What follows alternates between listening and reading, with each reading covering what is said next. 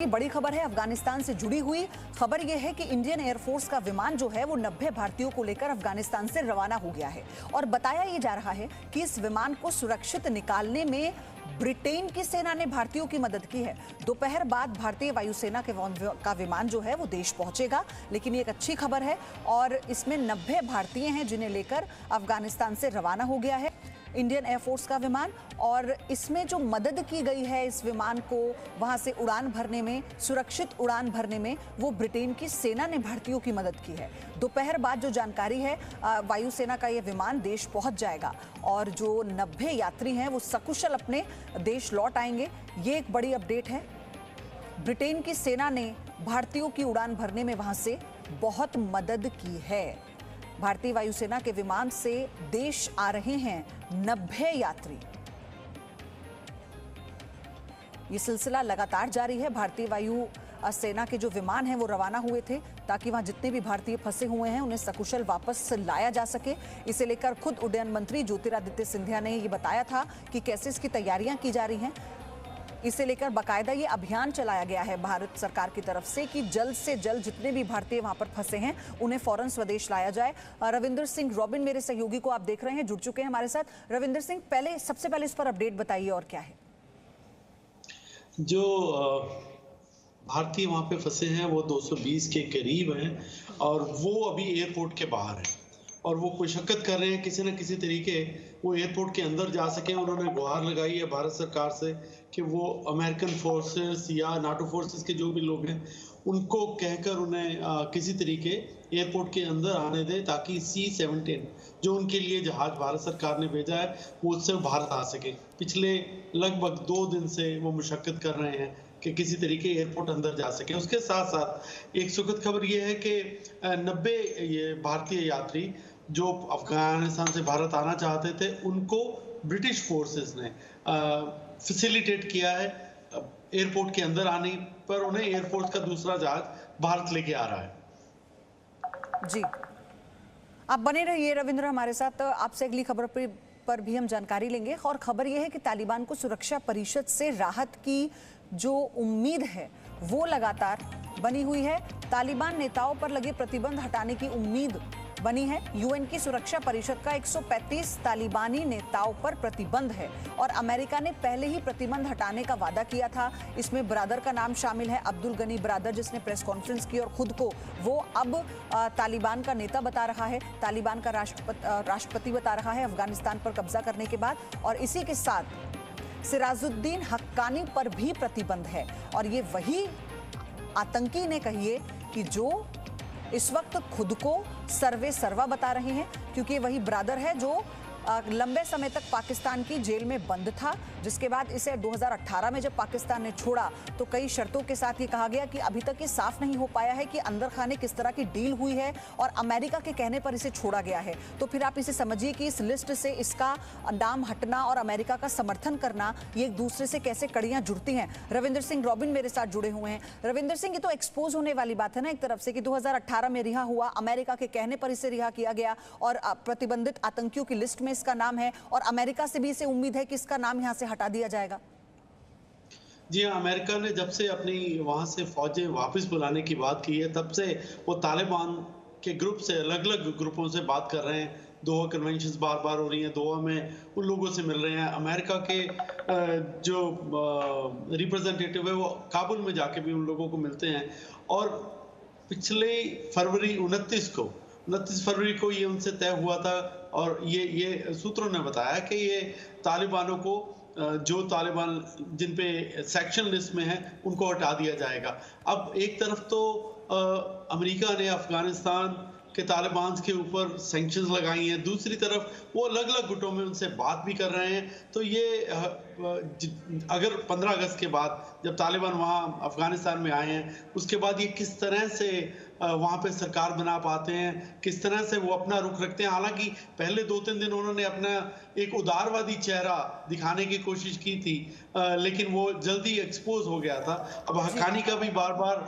Videos वो सिराजुद्दीन हक्कानी का video blur करके दिखाने की कोशिश कर रहे हैं कि वो अफगानिस्तान में आ चुका है और अफगानिस्तान के अलग अलग इलाकों में लोगों से मिल रहा है। हालांकि उसके ऊपर 5 मिलियन डॉलर्स का उसके सिर के ऊपर इनाम है। और अब अमेरिका लेकिन ये क्या तो कर दोहरा रवैया हुआ ना अमेरिका का रविंदर। एक तरफ तो वो आईएमएफ में कई तरह के प्रतिबंध लगा रहा है, दूसरी तरफ वो ब्रदर को इस बात की उम्मीद है कि उसे इस प्रतिबंधित लिस्ट से, सूची से बाहर निकाल दिया जाएगा। तो अभी तो ये दोगला खेल है जो वो खेलने की कोशिश कर रहा है। और सबसे बड़ी बात है अब इसके बाद ये देखना होगा कि जो बाकी सुपर पावर हैं इस दुनिया वर्ल्ड में, उनका रुख क्या होता है, क्योंकि अब धीरे धीरे सबके स्टैंड सामने आ रहे हैं। धन्यवाद आपका रविंदर इस सारी डिटेल के लिए। आपसे और इस पर हम जानकारी साझा करते रहेंगे। लेकिन इसी बीच एक और बड़ी खबर अफगानिस्तान से ही है। अफगानिस्तान के अंतर्राष्ट्रीय हवाई अड्डे के बाहर लगभग 120 भारतीयों का काफिला फंस गया है। एयरपोर्ट के बाहर इतनी भीड़ है कि भारतीयों का काफिला एयरपोर्ट के अंदर नहीं जा पा रहा। आधी रात से 220 भारतीयों का एयरपोर्ट के बाहर फंसा रहना मुश्किलें बढ़ा रहा है। अपनी बारी का इंतजार वो कर रहे हैं। काबुल एयरपोर्ट पर भारतीय वायुसेना का C-17 ग्लोब मास्टर इन्हें लेने के लिए गया था, मगर भारतीय दल अब तक एयरपोर्ट के अंदर नहीं जा सका। वहां पर किस तरह से पैनिक है, अफरा तफरी है, आप इस खबर से ही समझिए, क्योंकि अफगानिस्तान के अंतर्राष्ट्रीय हवाई अड्डे के बाहर ये बड़ी भीड़।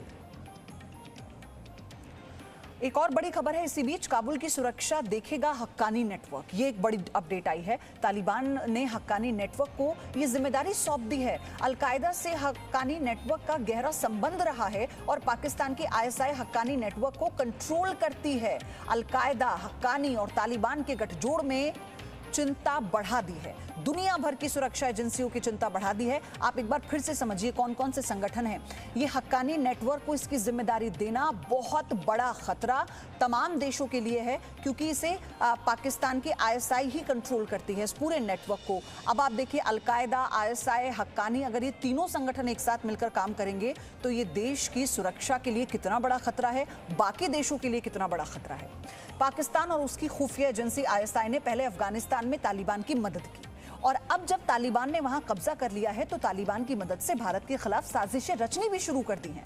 आतंकी संगठन तालिबान ने ISI के ऑर्डर पर अफगानिस्तान में भारतीय दूतावास में दाखिल हुए और वहां से बुलेट प्रूफ गाड़ियां ले गए। इतना ही नहीं, अफगान और अमेरिकी फोर्सेस से लूटे गए हथियारों को अब कश्मीर में सक्रिय आतंकी संगठनों को भेज रहे हैं। अब तो हिजबुल मुजाहिदीन के खुफिया सैयद सलाहुद्दीन खुलेआम कश्मीर में तालिबान की मदद मांग रहा है।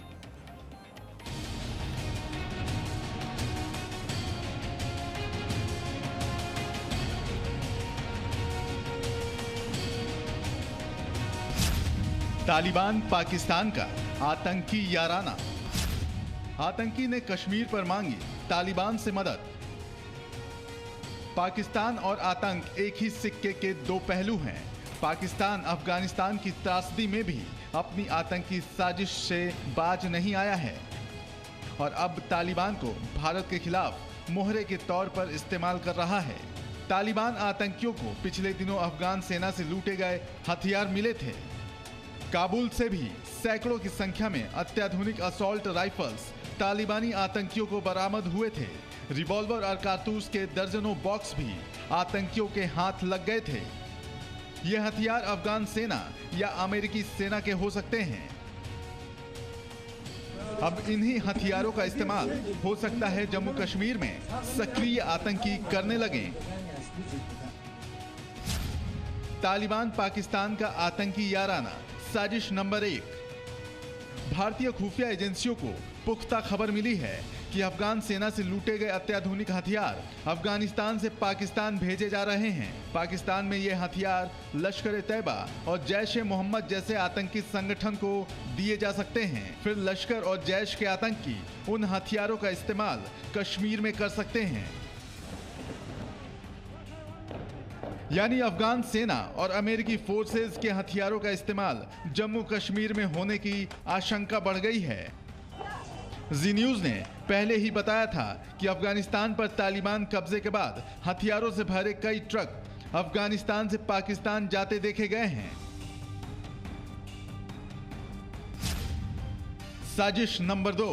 पाकिस्तान ने तालिबान के साथ मिलकर भारत के खिलाफ एक और साजिश को अंजाम दिया है। अफगानिस्तान की सड़कों पर तालिबान के आतंकियों का कब्जा है।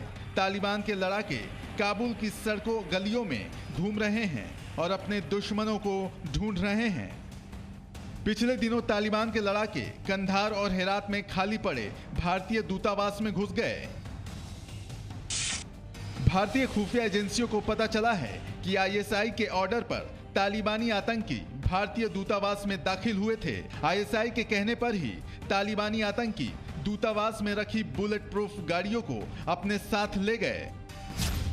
साजिश नंबर 3, तालिबान से हथियारों की मदद के साथ साथ अब तो आतंकी खुलेआम तालिबान से मदद मांग रहे हैं। पाकिस्तान में छिपे बैठा आतंकवादी और हिजबुल मुजाहिदीन का मुखिया सैयद सलाउद्दीन तालिबान से कश्मीर के लिए मदद मांग रहा है। एक ऑडियो जारी कर सैयद सलाउद्दीन ने तालिबान की कामयाबी की दुआ मांगी है और कश्मीर में भारतीय सेना के खिलाफ मदद मांगी है। शिकस्त रेख्त से दुचार होकर रहेगा। हम बारगाहे रब्बुल इज्जत में दस्त बदुआ हैं कि वो कायदीन इमारत इस्लामी और मुजाहिदीन अफगानिस्तान को बेपाया तायद नुसरत और ताकत अता फरमाए, ताकि वो मजलूम और महकूम कश्मीरियों को एक गाशिबाना और जावेराना फौजी तसल्लुत से आज़ादी हासिल करने में भरपूर इमदाद फराहम करके रज़ाए इलाही से हमकिनार हो जाए। आतंकी संगठन चलाने वाला एक आतंकी दूसरे आतंकी संगठन से मदद मांग रहा है। सैयद सलाउद्दीन शायद वो दिन भूल गया जब वो भारतीय सेना से डरकर बिल में छिप गया था। तालिबान के आतंकी आ जाएं या फिर उनके हथियार, जम्मू कश्मीर में भारतीय सेना हर पल हर वक्त दुश्मनों के खिलाफ तैयार है। और रही बात पाकिस्तान और उसकी खुफिया एजेंसी आईएसआई की, जिस तरह से सूरज के उगने की दिशा नहीं बदली जा सकती, ठीक उसी तरह पाकिस्तान उनकी खुफिया एजेंसी आईएसआई की आतंकी नीयत भी कभी नहीं बदली जा सकती। मनीष शुक्ला के साथ bureau report, ji media. Presenting B News app, available on Google Play and App Store. Download it now.